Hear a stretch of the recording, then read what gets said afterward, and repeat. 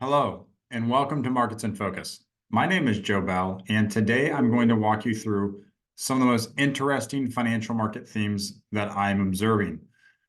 So we just finished up the first quarter. We're almost through the month of April, and overall equity market momentum has been very good, especially during the first quarter, but we've had a bit of volatility in April with the S&P 500 having its first 5% pullback this year. That is historically very little volatility, even though it feels like we're hitting a little bit here during the past couple of weeks.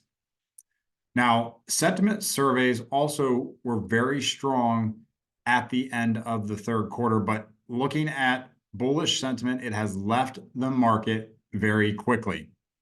And finally, a lot of talk about the first quarter first estimate for US GDP. Within that report was a PCE quarterly ex food and energy report that was higher than expected.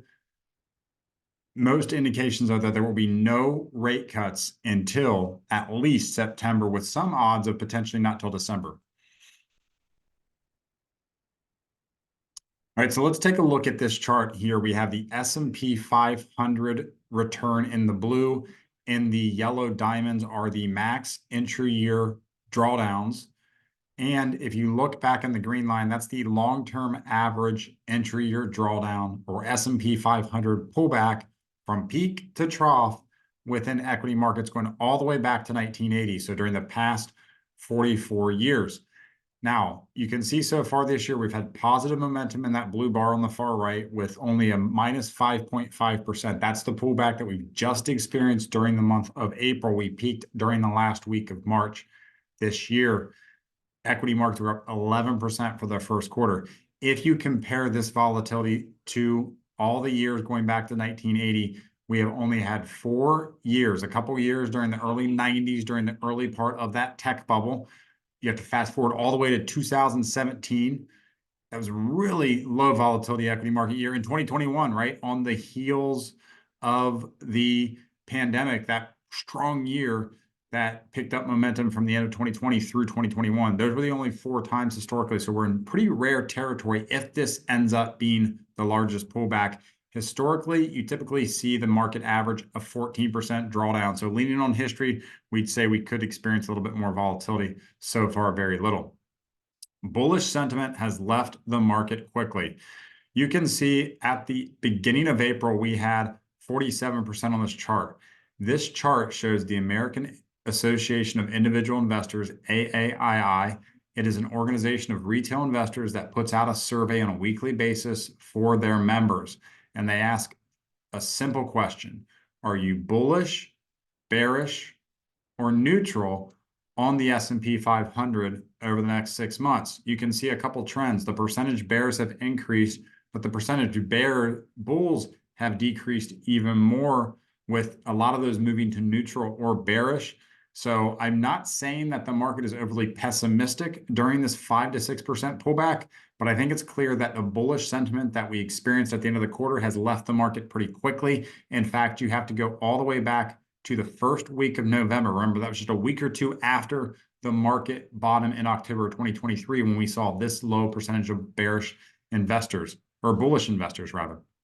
And finally, it's all about inflation and the Fed, it seems, over the past couple of years. We had the US GDP report come out with US GDP slowing, but within that report, even more importantly for the Fed, is PCE inflation data picked up in the first quarter. Inflation price index, the PCE price index, excluding food and energy, which are the more volatile parts of that index, grew at an annualized rate of 3.7%. That is important for a couple reasons. It was higher than the expectations of 3.4%. It's well above the Fed's long-term target of 2%. Inflation, if we look underneath the surface, was boosted by increases in cost of services. Goods, if you remember, is back to around flat, but services still very elevated. That offset declines in goods prices, such as motor vehicles and parts. Again, no rate cuts are expected by the Fed until at least September. Now is base case, perhaps even December. Some people are talking for the first rate hike, but I think 2 rate cuts by the end of the year is expected right now. Now, some other news around TikTok. This has been talked about and proposed by Congress, and we've seen headlines over the past couple of years, but it finally happened. It was actually packaged up with a package deal for Ukraine aid, for Israeli aid, and the TikTok ban that we've been talking about. Somehow it got bundled up all into one. It passed both the House, the Senate, and President Biden signed a bill that could lead to a nationwide ban on TikTok by as early as January 2025. ByteDance, the Chinese company, is the company that owns, the parent company that owns TikTok. They are being requested or demanded, if you will, by the US government to sell the app to another company. If they do not do that or show progress toward doing that by January 2025, the app and the ability to use the app would theoretically not appear for users in the US. So CEO of TikTok says, we're not going anywhere. It will be interesting to see how this unfolds over the next year. But US government finally putting a line in the sand over something that's been talked about and rumored about for more than a year. With that, I want to thank everyone for watching, and I'll see you next time.